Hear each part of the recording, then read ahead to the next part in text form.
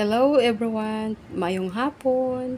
Mao ni akong kuha gahapon guys nga naglisod ko og kargas kay yung isa kong kamay karga si Lucky. Tapos isang kamay ito yung karga ko. Kinapit ko na lang siya guys sa aking hips para mapaakyat ko dito sa taas. At pagdating sa elevator is binaba ko. At yan ay wild fruit. Titingnan natin guys kung gaano kaganda yung laman nito. Akala ko nito guys is hindi dito sa atin ba. Sa atin pala siya. Pero yung kanyang seeds is from ibang bansa. Kaya ganun siya ka dagko. Oh, nawa guys oh. Nung una kong pagtingin nito, kahapon pa to, hilaw. So ayan na ngayon. Parang kapayas. Tingnan mo kung gaano kalaki. Wow! Kagwapa. Kagwapa sa mangga O gwapa kaayo guys, dako kaayo.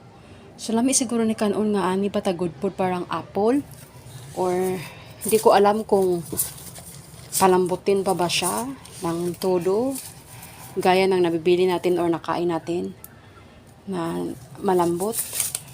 So ito siya, wala akong alam kung palambutin pa talaga siya ng todo or kainin mo lang na parang apple. Kasi para sa akin ito, pwede na. Kasing laki ng peras guys. Diba yung mga malalaking peras? Yan o. Ito yung pinakaliit sa lahat guys. Ito. Ang pinakamalaki is ito guys o. Pinakalaki. Noong pagtingin ko nito guys kahapon, green pa ni sila. Green. Hindi kasi namin tinanggal dito sa kuan. Mainit kasi dyan eh. Yan o, dagko kayo. Ang una tingin ko is sabi ko lang, bakit may buko? Di ba may buko guys na maliliit ngayon na niyog? Maliit, meron, maliliit. Yung maabot lang natin yung mga bunga. Yan, akala ko yun. Tapos nung nakita ko yung punga guys pa, ito, yung punga, sabi ko, mangga pala. Nung nakita ko yung punga. Ayan o. Gwapa ka, gwapa. Ayan na o, pwede na siguro yan o. So, ngayon guys is Huwebes. So, malamang sa Sunday is pamigay ito sa bisita. Kasi marami kaming bisita sa Sunday. Family dinner.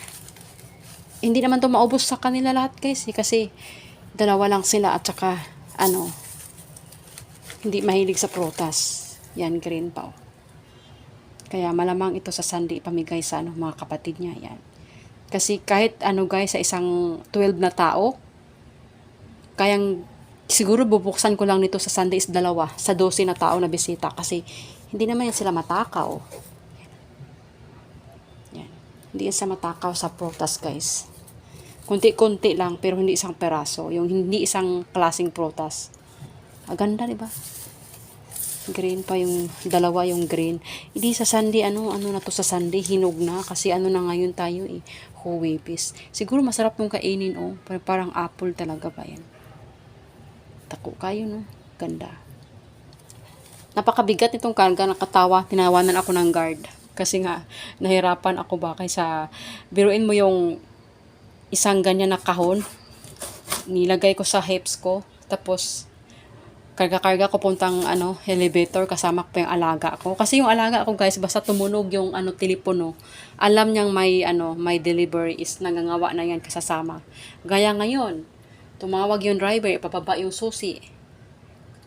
Noong pagsuot ko ng sandals guys, alam ni Lucky na yung sandals ko pang pick up ng delivery. At alam din ni Lucky guys na magpupunta ako sa jogging kasi mag-reverse shoes. Yun. Hindi siya nagangawa pag nag-rubber shoes ako. Pero pag nagsasandals ako is alam niyang kukuha ng delivery. Ayan, nagangawa.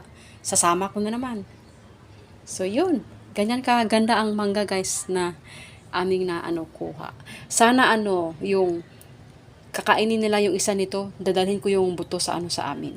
Kasi, dati guys, mayroong Indian mango dito doon sa bahay ng boss ko. Aba, ang laki na ng guys, puno ngayon. Kasi yung liso or seeds is inuwi ko sa Bohol, pina-LBC ko. Tapos, tinanim ng anak ko. Kaya, malaki na ngayon. Grabe. Namumunga na, nakakuha na sila ng isang beses. So, ganun na ako guys, katagal dito. Na yung mangga is inuuwi ko pa yung buto sa amin at tinatanim. So ito, bala ko din ganun gawin guys pag yung buto nito ipadala ko sa amin at ipatanim ko sa anak ko. So, di ba? Ganda kay, dagko kayo ba? Dagko. So, yun lang guys. Maraming salamat sa panonood. Please like and subscribe to my channel. Thank you for watching. Bye-bye.